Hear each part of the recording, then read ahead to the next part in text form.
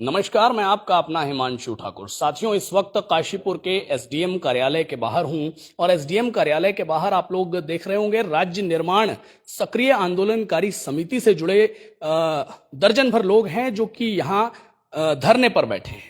अब क्या विषय है, किस मसले को लेकर के, किन समस्याओं को, किन परेशानियों को लेकर के, किन मुद्दों को लेकर के ये लोग धरने पर बैठे हैं, बातचीत और संवाद स्थापित करने का प्रयास करेंगे और जानेंगे इनसे कि इनके क्या मुद्दे हैं जिनको लेकर के धरना चल रहा है। वकील साहब, क्या मसला है जो धरने पर बैठना पड़ा है? राज्य निर्माण के लिए बहुत सारे लोगों ने बलिदान दिया, योगदान दिया, उसमें सक्रिय भाग लिया।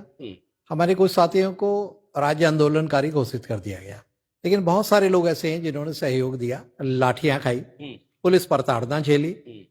वो आज भी सम्मान पाने के लिए तरस रहे हैं और हमारी सिर्फ यही मांग है कि खटीमा की तर्ज पर हम लोगों को भी, काशीपुर के जो भी लोग हैं उन सबको राज्य आंदोलनकारी घोषित किया जाए। अच्छा, काशीपुर में अगर मैं बात करता हूं तो कितने लोग ऐसे अभी हैं जिनको घोषित कर दिया गया है? घोषित कर दिया 14 लोगों को लगभग घोषित किया गया है और यहाँ पर 200 के आसपास आज भी वंचित हैं और जिसमें से 60-65 लोगों की एक सूची बीच में प्रसिद्ध भी की गई थी, लेकिन कोई निर्णय किसी के लिए भी नहीं लिया गया।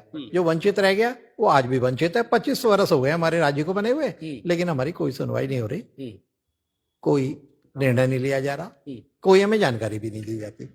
तो इसी मसले को लेकर अब आप लोग धरने पर बैठे। जी। अच्छा, कब तक ये धरना, किस तरीके से इसकी रूपरेखा है, कब तक इसको जारी रखने की रणनीति चल रही है? ये हमारा धरना आज 2 बजे तक चलेगा और कल 10 बजे से 1 बजे तक रहेगा। कल 10 बजे से 1 बजे तक ये धरना करेंगे और जैसा कि भाई साहब ने बताया कि भाई 100-200 से ऊपर लोग अभी ऐसे हैं जो वंचित रह गए हैं और बाकी गिने चुने लोगों को जो है ये दर्जा दिया गया, ये उनकी बात बन चुकी। तो अब ऐसे में ये धरना और ये प्रदर्शन इस तरीके से कैसे बात बन पाई? सिर्फ 14 लोगों को चिन्हित किया गया, जिसमें 14 में से 3-4 लोगों की डेथ भी हो गई।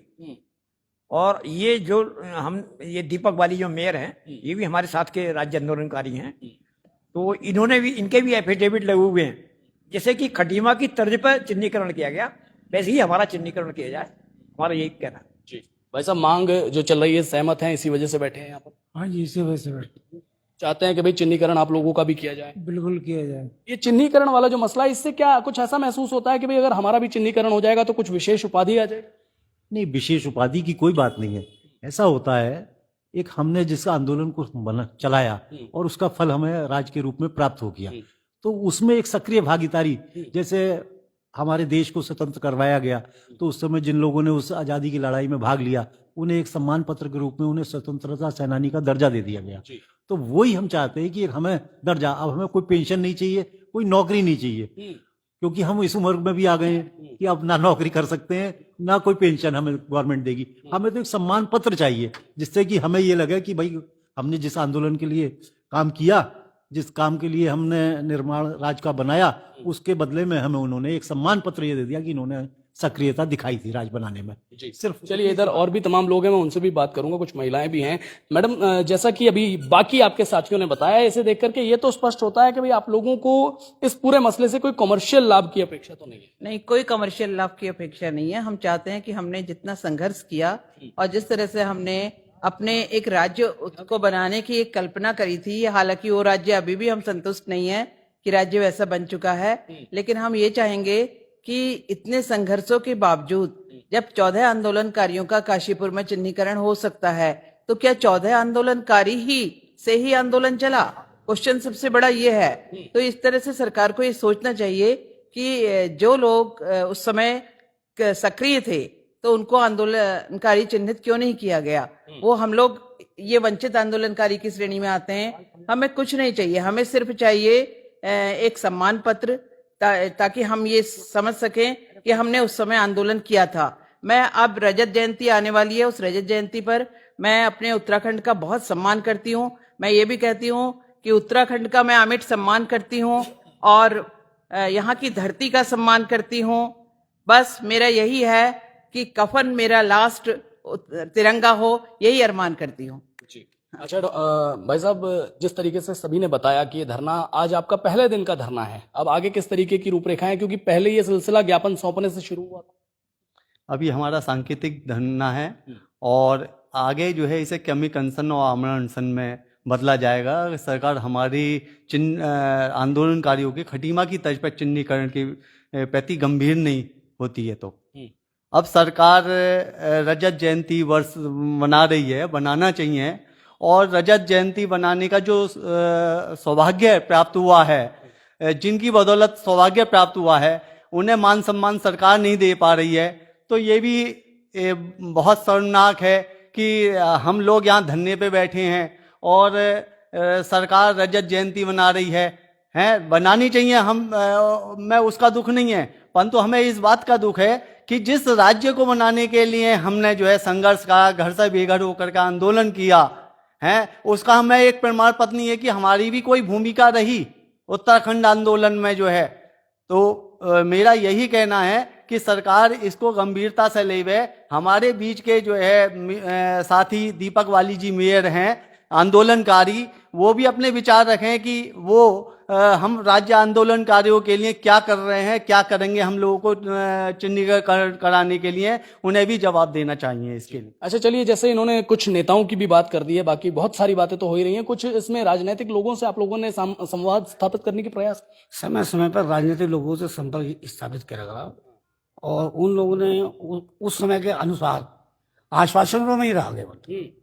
आश्वासनों में ही अभी तक गाड़ी ये चल रही है और आगे क्या होगा कुछ पता नहीं पता जी। अच्छा चलिए, हमारे साथ और भी लोग जुड़े हैं, अधिवक्ता भी हैं, बातचीत इनसे भी करेंगे। भाई साहब, क्या ये पूरा मसला देख रहे हैं और क्या इसका निष्कर्ष देख पा रहे हैं, क्योंकि मसला जो चल रहा है वो तो सभी बता रहे हैं। उत्तराखंड राज्य आंदोलन के राज्य निर्माण के सक्रिय जितने भी आंदोलनकारी हैं, उनका मैं इस क्रमिक अनशन पर स्वागत करता हूं। जैसा कि काफ़ी लंबे समय से सभी आंदोलनकारी द्वारा अपने आप को आंदोलनकारी घोषित करने के लिए प्रयास किया जा रहा है, सरकार चाहे पहले की हो चाहे वर्तमान की हो, हमेशा से सारे आंदोलनकारी इस ओर प्रयासरत रहे हैं। और कई बार एसडीएम साहब के माध्यम से, जिलाधिकारी के माध्यम से प्रूफ भी मांगे गए, जिसमें समस्त आंदोलनकारियों द्वारा अपने अपने प्रूफ, चाहे वो अखबार के माध्यम से हों, चाहे वो रजिस्टर की मीटिंग्स के माध्यम से हों, दिए गए हैं। और हमारे ही साथ के जो आंदोलनकारी नियुक्त हुए थे, 14 लोग जो जेल गए थे, उनके द्वारा भी फाइलों में हमारे सभी के प्रति शपथ पत्र दिए गए। और मैं कहता हूं, जब ये आंदोलन शुरू हुआ था तो पहले ही दिन वो लोग उठ गए थे, उसके बाद भी ये आंदोलन कम से कम 2-3 महीने रेगुलर चला है। उसको हम ही लोगों द्वारा चलाया गया कि हमारे साथियों को कहाँ ले गए। और फतेहगढ़ सेंट्रल जेल सभी साथियों से मैं ये कहना चाहता हूं कि उनको सरकार किसी भी माध्यम से, चाहे एसडीएम के माध्यम से, तहसीलदार के माध्यम से, उन राज्य आंदोलनकारी जो नियुक्त हैं उनसे पूछताछ के माध्यम से ये तय करे कि कौन कौन लोग उसमें मौजूद थे। पिछले कुछ समय में भी लगभग, जुगल भाई, कितनी फाइलें थी जो लास्ट में लिस्ट है? 250 करीब 250। पूर्व में भी आज माननीय मुख्यमंत्री हरीश धामी जी द्वारा अपने खटीमा के जो लोग राज्य आंदोलनकारी घोषित किए थे, पूरी स्टेट में केवल मैं समझता हूं कि खटीमा के ही लोग नियुक्त हुए हैं। तो मैं ये मांग करता हूं सरकार से कि जो जो लोग रह गए हैं उन्हें कम से कम ये सम्मान मिलना चाहिए। धन्यवाद। चलिए, तो मैं समझ गया, आप लोग भी समझ गए होंगे, और मुझे लगता है यहाँ जितने भी ये लोग इन कुर्सियों पर बैठे हैं, इन सभी की मांग केवल और केवल एक ही है। भाई साहब, मसला तो पूरा हम लोगों ने जान लिया है, किस तरीके से सहमति जता रहे हैं इस विषय। ये भाई साहब, ये कुछ नहीं मसला, बहुत छोटा सा मसला है।